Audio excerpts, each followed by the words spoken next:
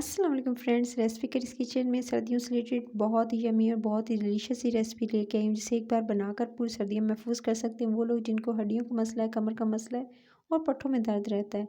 तो ये जो रेसिपी है ये बहुत ज़बरदस्त रेसिपी है, आप इसको ज़रूर ट्राई कीजिएगा और इसको खाने का तरीका भी आपके साथ शेयर करूँगी। तो बिस्मिल्लाहिर्रहमानिर्रहीम, इसके लिए सबसे पहले आपको चाहिए फूल मखाने। ईज़िली आपको बाज़ार से मिल जाएंगे, तो आपने ले लेने फूल मखाने। कुछ इस तरह के दिखते हैं।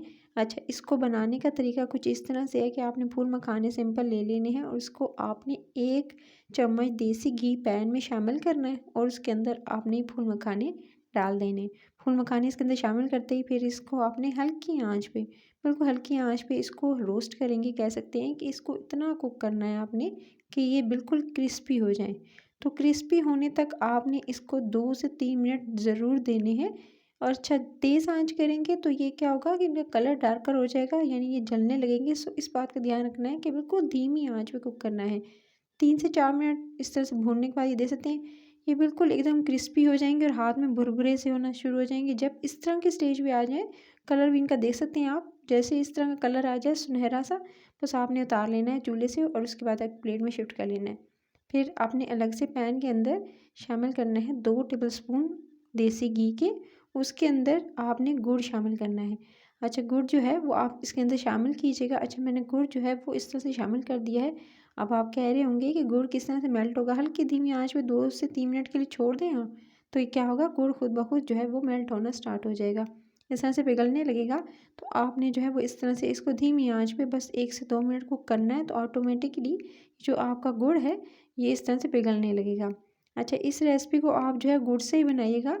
गुड़ से या ब्राउन शुगर से बना सकते हैं, लेकिन इसको चीनी से मत बनाइएगा। अगर फ़ायदेमंद जो इस रेसिपी को वो जो है वो आप ज़्यादा हेल्दी बनाना चाहते हैं, तो फिर इसको सिर्फ़ और सिर्फ आपने गुड़ से ही बनाना है और इसको बनाकर आप स्टोर करेंगे और ये बिल्कुल ख़राब नहीं होगी। अगर ज़्यादा तादाद में आपने बनाने हैं लोगों के लिए, यानी ज़्यादा क्वांटिटी में बनाना चाहते हैं ज़्यादा लोगों के लिए, तो फिर आपने जो है इस तरह से इसको बनाना है और स्टोर कर लेना है।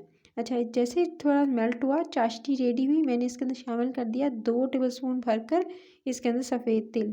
सफ़ेद तिल का इस्तेमाल किया है, इसको भी इसी चाशनी के साथ, गुड़ की चाशनी के साथ आपने कुक करना है। और ये देख सकते हैं जैसे ही चाशनी रेडी होगी, कुछ इस तरह की इसकी शक्ल आ जाएगी और गुड़ पिघलने लगा। और उसके बाद जब मैंने शामिल किए तिल, तो उसके बाद चाशनी को ज़्यादा ओवर कुक नहीं करना, नहीं तो वो क्या होगा कि वो जलने लगेगी। सो आपने बिल्कुल गाढ़ा नहीं होने देना। और इसी चाशनी के अंदर जो है 2 से 3 मिनट जब आपने डाले तिल, तो इसके बाद आपने फूल मखाने जो रोस्ट करके रखे थे वो इसके अंदर शामिल कर दीजिएगा। अच्छा, फूल मखाने शामिल करते ही फिर आपने इसको अच्छे से मिक्स करना है और मिक्स करके इसको भी चूल्हा बंद मत कीजिएगा। आपने इसको 1 से 2 मिनट इसी चाशनी में कुक होने देना है।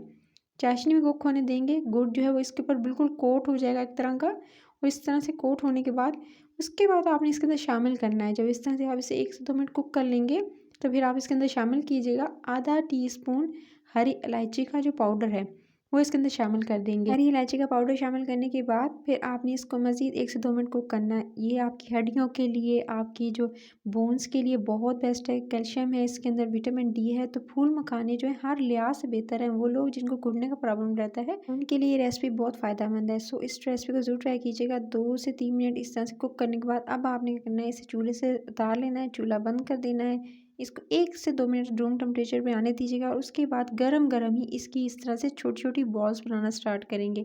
अच्छा, याद रहे कि अगर इसे ठंडा कर लिया तो बॉल्स बनाने में मुश्किल होगी। सो इस बात का ध्यान रखना है कि थोड़ा गरम-गरम हो तो ही आपने इसको इस तरह से इकट्ठा करना शुरू करना है। थोड़ी सी मुश्किल ज़रूर होगी, लेकिन आप इसे ज़रूर इस तरह से जो है वो इकट्ठा कर लीजिएगा और इस तरह से जो है वो आप छोटी-छोटी बॉल्स 4 से 5 मखानों की इस तरह से बनाकर इसको जो है वो एक तरफ रख दीजिएगा। अच्छा, इसको बनाकर आप जो जिस जार में सेव करेंगे उसमें नमी नहीं होनी चाहिए और उसको सेफ स्टोर कर सकते हैं। सो जी गाइस, गर्म होने की वजह से इसको उठाने में शायद आपको थोड़ी सी प्रॉब्लम होगी, लेकिन आप इस तरह से इकट्ठा कर दीजिएगा और उसकी छोटी-छोटी बॉल्स बना दीजिएगा। ये बॉल्स जो हैं फिर उसके बाद आप ईज़िली जो है इसको खा भी सकते हैं और इसको ईज़िली स्टोर कर सकते हैं। तो इस तरह से मैंने सारी की सारी जो है बॉल्स बनाती गई थी और इस तरह से आप इसे जो है वो इस तरह से बनाकर, याद रहे कि इस रेसिपी को आपने देसी घी में बनाना है, ना कि आप इसको जो है वो नॉर्मल घर का जो घी होता है उसमें बनाएं। सो इस रेसिपी को इस तरह से मैंने बना लिया था और ये देख सकते हैं कुछ इस तरह से मैंने बनाए हैं। अब इसी तरह से बनाइएगा और उसके बाद मैंने आपको बताया कि आप इसे एयरटाइट जार में सेव कर लीजिएगा और इसका डेली जो है 1 से 2 बॉल्स ले सकते हैं। रेसिपी अच्छी लगे तो लाइक शेयर चैनल रेसिपी करी इसको सब्सक्राइब जरूर कर लीजिएगा। Till the next video take care.